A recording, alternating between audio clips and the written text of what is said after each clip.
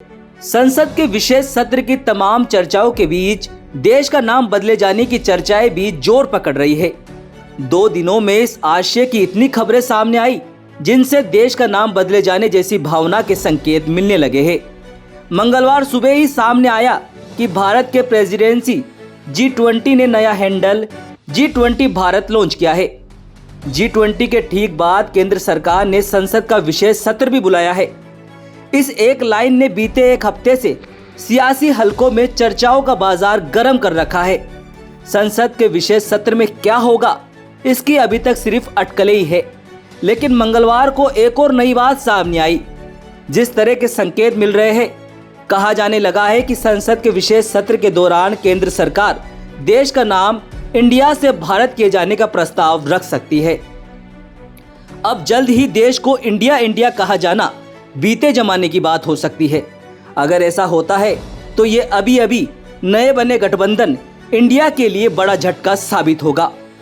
इसी तरह दूसरी बड़ी खबर यह है कि राष्ट्रपति भवन ने 9 सितंबर को G20 डिनर के लिए जो निमंत्रण पत्र भेजा है, वे भी भारत के राष्ट्रपति प्रेसिडेंट ऑफ भारत के नाम से भेजा है, जबकि अभी तक इसके लिए सामान्य प्रचलन में प्रेसिडेंट ऑफ इंडिया ही प्रयोग किया जाता रहा था। इन 2 खबरों से अटकलें लग रही है कि जल्द ही बड़ा बदलाव हो सकता है। तो चलिए आज हम ये जानेंगे कि हमारे देश का नाम भारत से इंडिया कैसे पड़ा, कहां से आया ये नाम। तो चलिए शुरू करते हैं। हमारे देश का सबसे पुराना नाम सप्त सेंधव है। सप्त सेंधव अथवा सप्त सिंधु आर्य लोगों का प्रारंभिक निवास स्थान माना जाता है। सप्त सिंधव के बाद धीरे धीरे आर्य भारत के अंदर आए और कई हिस्सों में फैलने लगे। उनकी संस्कृति धीरे धीरे करके एशिया महाद्वीप के अन्य हिस्सों में फैलने लगी। उपनिषद काल में आर्य सभ्यता की प्रगति काशी तथा विंध्य जनपदों तक फैली। पंजाब से मिथिला तक का विस्तृत भूभाग आर्यों का पवित्र निवास उपनिषदों में माना गया है। धीरे धीरे देश का नाम सप्त सेंधव से आर्यवर्त हो गया। अब देश का नाम भारत कैसे पड़ा, इसके पीछे अलग अलग धर्मों के अपने अपने दावे हैं।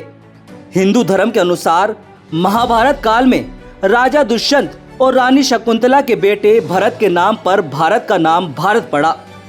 राजा भरत को भारत का सबसे पहला राजा माना जाता है, इसलिए कई इतिहासकार इस बात पर यकीन करते हैं कि भारत देश का नाम इस शक्तिशाली राजा के नाम पर पड़ा था। वही जैन धर्म की बात करें तो जैन धर्म के पहले तीर्थकर ऋषभदेव के 2 पुत्र थे, गोमटेश्वर और भरत। ऋषभदेव के बेटे भरत के नाम पर हमारे देश का नाम भारत रखा गया। आपको बता दें कि भारत को जम्बूद्वीप भी कहा जाता है। ऐसा इसलिए कहा जाता है क्योंकि भारत के कुछ हिस्सों में जम्बू के पेड़ बहुत ज्यादा मात्रा में पाए जाते हैं। फिर हमारे देश में फारसी आए। फारसियों के राजा जब भारत आए तब उन्होंने देखा ये पूरा देश सिंधु नदी के किनारे बसा हुआ है। हमारे देश की सबसे प्राचीन और मुख्य नदी सिंधु ही है। फारसियों ने सिंधु नदी के पास रहने वालों को सिंधुवासी कहना शुरू कर दिया था, लेकिन फारसी भाषा में स शब्द नहीं बोला जाता, वे स की जगह ह बोलते हैं। यहीं से उन्होंने सिंधु को हिंदू कहना शुरू कर दिया। अब सिंधु का ही अपभ्रंश हिंदू बना और हिंदू से हिंदुस्तान बना। हिंदुस्तान नाम हमारे देश को ईरानियों ने दिया था। भारत और हिंदुस्तान नाम के अलावा हमारे देश को इंडिया भी कहा जाता है।